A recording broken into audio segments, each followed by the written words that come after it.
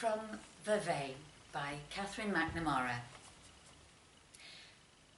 Ada's fiancé was a fighter pilot from Tel Aviv, who died before her eyes in a long arm of smoke not far from the tarmac. She remembered the walk to the wreck, taking off her heels and the weight of Georgie's wet arm. Eve had had one green eye, one grey, and made young Ada choose a colour each time they made love. Grey would command and injure. Green would spiral into her essences and claw these apart. 5 years after Eve's death, Ada married Pierre, who had indifferent greasy hair and wore glasses that were thick reflecting discs. Pierre was Swiss and liked the Ivorian girls who came into his office. But at 59, Pierre had a fatal heart seizure in Grand Bassam, and a woman was seen hurriedly catching a taxi in the street. After the funeral, Ada's dry-eyed sons, a doctor and a cellist, flew back to the States. For Ada had elected to move in with her younger sister Georgie, who lived in the mountains north of Lake Geneva. Long ago, ignoring Ada's fraudulent advice, Georgie had married a tall German with a polio limp and borne him 3 flawless daughters. Ada is in Vevey. It is her last day at the apartment. A homeless Moroccan Jew with 33 boxes, she sits waiting for the removalist's truck. Her dead husband Pierre's boxes are to the right. They aren't going any further than the local cast-off shop. If Ada were to stay here on the lake, she might easily have seen one of his African shirts on a pleased man. But it is definitive now. Everything has been sold off. In his casket, Pierre looked as though he had just relished a good fondue. Instead, he had embroiled their savings in an Abidjan hotel complex that had washed into the sea. The removal people ring to say half the office has come down with a spring flu, and the secretary has a coughing fit which ends the call. Ada is left holding the earpiece. She rings her sister Georgie, but Georgie's limping German husband answers with his unconditionally loving voice, and she's reminded that her 3 radiant nieces came from a firmament of love, unlike her own sons, who were the spoils of lamplit sex. Ada puts down the phone and cries. In a week she will be sitting on a wooden bench halfway to Pinnacles, wearing Georgie's trousers with glimpses of his stagger between sheds. If Eve had not fallen out of the sky, her life would never have followed its zigzagging path between Treichville and Vevey, between riotous West Africa and leaf-strewn Europe. Eve would have taken her back to Rabat and given her a daughter. Eve would have built a stone house with alcoves for succulents. To Eve's funeral they had let Ada lead the convoy up the hill, a drenched posy in her hands and everything through the gauze of her veil. Georgie trod next to her with glossy black eyes. Ada was just 20. It should have been the day of her wedding. 5 years later, Pierre saw Ada's trained thighs dancing in Fez and pulled her down in his room when he was a coaxing man just free of his rudimentary family. Her sons were born in shattering, red-faced succession. As they grew, Ada smoked behind the bamboo screen in the corner of the patio, watching these sons cocooned on a pair of breastless, barefoot housegirls' backs. Ada peers down to the lake through the neglected ray of opaque window panes and knows that soon enough another woman's sharp-eyed cleaner will be up on a stool with veins behind her knees. There is no food left in the cupboards, naught but the last swab of coffee powder and a sandcastle of cane sugar in a bowl. She has kept enough just for this morning, thinking of bulky men requiring orders and keeping these men alert. She knows that later, when the removalists are gone and her belongings are all on their fractured immaterial paths to nowhere, her face will be a sobbing mess. She will drag her mauve suitcase onto the landing and listen to the last clench of her front doors. Ada knows at this point she will place her palms on the sage green panels, and these panels will refute her touch. She feels her bowels flutter. She ought to buy a bottle of red wine, as it seems she will have to sleep a further night here on the mattress she'd earmarked for the Carmelites. Ada leaves the building. Down on the promenade, she casts her eyes back to the apartment's gay window sashes and sees their imminent betrayal. Who could say that ownership is more than a fable? What has she owned any more than the reeking man at the train station with crisscrossed palms? She pictures the boxes choking her hall, the resume of her marriage in a plump man filling a casket, and a failed appointment with a removalist's truck.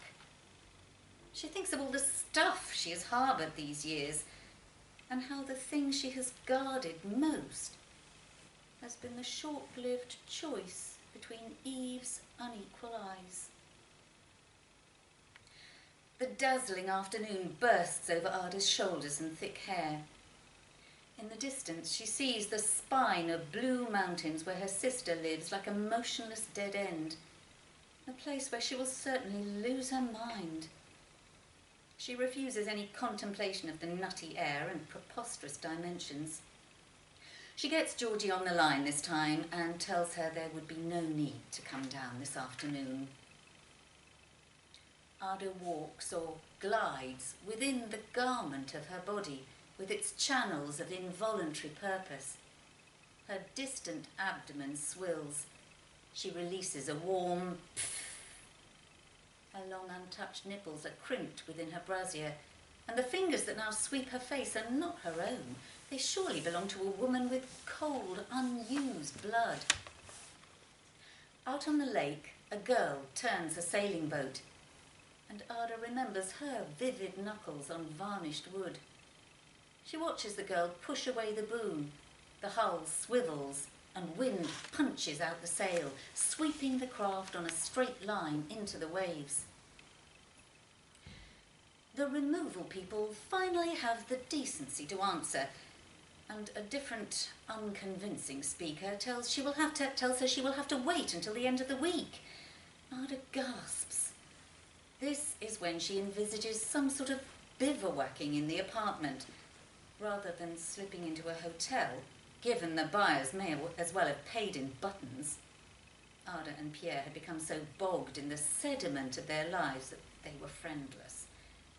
Now, light-headed, angry and unconcerned, she walks into the train station and buys a baguette sandwich with tuna, sits down, pretending to wait for a train until the long packet is empty, and she brushes crumbs from her camel pants.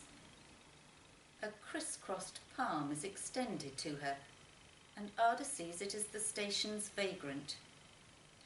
This man's unguarded eyes trace Pierre's apologetic gold pendant dropping between her breasts, and she notices for the first time with compulsion that one of his eyes is grey, the other a stimulated green. Ada asks the man his name. He replies that it is Terence. The two eyes unify upon her. Ada's spine straightens against the bricks, and her face tilts into the path of that dirty visage. Sensations of entrapment are revived. As she stares into the vagrant's mismatched eyes, an ancient oscillation, truncated and charred as her fiancé Eve's remains, swings through her like a monkey in a cage. Terence. I apologise for staring, Ada says. You have such eyes. These two planets have drifted to Ada's handbag on the bench. She notes another woman giving her warning looks, but Ada peers back through him. Her eyes scout his body, which is a lean concentrate of baggy belted denim. Ruddy skin reaches down his neck. His face is a field of prickles. Could this man be a messenger? Some tributary of her fiancé's effacement? Ada's eyes take in the rough palm thrust towards her, the overturned wrist with its cuff of dirt. She feels an ugly urge to lay her cheek upon it. At the apartment, Pierre's lifeless clothes lie ironed in 5 boxes in her hall. There are winter coats, buttoned blazers, collections of Liberty ties and silk scarves, reams of trousers, cashmere sweaters she had stored each time her husband's projects detained him in hotel suites through the tropics. Ada tries to picture this rank man, washed and combed, and wearing one of her husband's African shirts, or trying on Pierre's loafers with a pair of clean white socks. Rapture and dismay surge in her body as her bladder burns, and Eve's scorched body plunges once more to the salted earth. "Terence," she says, feeling the wall pressed onto her back. "Terence, my husband has passed away and I have a lot of old clothing at my house. Why don't you come with me and see if there's something you might find useful?" Ada knows that her sister Georgie, already concerned, would have her head on a plate. But had they not hobbled to the wreck, Georgie shielding her from the licking flames and the black nub of his head, the ash falling. Ada returns to the cafe awning outside the station and buys another tuna baguette sandwich and 2 cans of beer. The girl bobs under the counter looking for a carrier bag. Ada marks time, staring at a floodlit incline of overlapping pastries. She turns around to see Terence's palm held out to a man with his hand in a pocket. The man extracts coins that are enclosed by Terence's fist. Ada pays and snatches the bag. She marches out of the train station with half a mind to jettison it in the nearest bin. What on earth is she doing? She knows there are no charitable reaches in her soul. A dozen years in West Africa had cured her of that. She searches for deterrence while hurrying towards the promenade, where white scrolls tumble over the blue bed of the lake. She peers into a jewellery shop, the scent of her own breath meandering over her face, just as the vagrant ambles around the corner and continues after her. Ada crosses to the generous furs in a glossy window as the bag twists on her arm. She peruses. In front of her cherished opera theatre with fresh posters for La Traviata, Ada is swept aside by a young, striding woman. This woman whips past her with a vital perfume as though Ada has ceased to exist. Ada reaches the promenade where she raises her eyes to Georgie's mountains at the end of the body of water, with their current admonition and years of altitude ahead. Further along, she sees the vagrant staring at gulls like a boy. "Terence?" He has a thickly articulated walk, his face fallen and arms muscling the air as though he is in flight from a low threat. She sees he is uneasy with the openness. He has not followed her here to give volume to his thoughts. He suddenly bends at the waist to rifle through a rubbish bin, finding an old sandwich. Ada half shrieks as he raises it to his mouth. He seems unaware of her and the flapping carrier bag. She calls him again, and his eyes spring to her, but he does not walk any closer. He consumes the sandwich. He rubs his brown face, puts a hand in his denim pocket, his hair a stiff, rank blonde already tossing in the wind. His expression turns to deal with her, so that Ada worries he thinks she is to blame for whatever strands of his tragedy are now running loose. Clutching her pendant, she knows she is disliked. He tears away from her face to assess the components surrounding her. the ring of sumptuous apartments, including her own ex-residence, while Ada feels like imploring him, begging the frontiers of his eyes, explaining her clouded worth. I am a good person, you know. I have lived a good life. She bows away and her eyes cast out over the lake. Full-bellied sailing boats tilt over, and she spots the glazed afternoon ferry, the stained light in massive mountains atop the mountains themselves.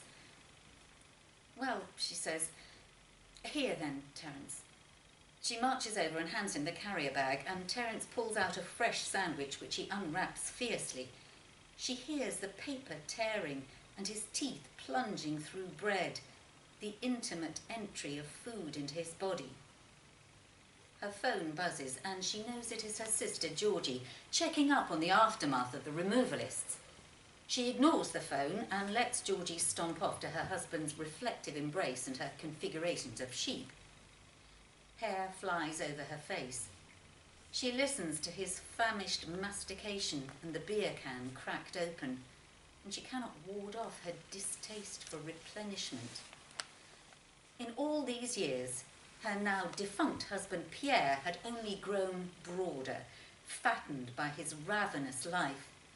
Even the disposal of his dead body had required gusto and phenomenal handouts. And when his accounts had come to light, she'd had a week-long migraine of throwing up her insides. Her fingers tighten around the apartment keys in her handbag, which she'd been told by a grinning youth to deposit at the agency. Terence finally stops slurping from the can. She isn't sure she's able to look unwaveringly at him, with this negligible distance and her pulsating wish to stare. She does not know if she is able to address Eve's resurrected eyes, which might be devastating markers dragging her down to their lost, isolated terrain. Her shoulders are stricken. She imagines Terence's hands around her neck.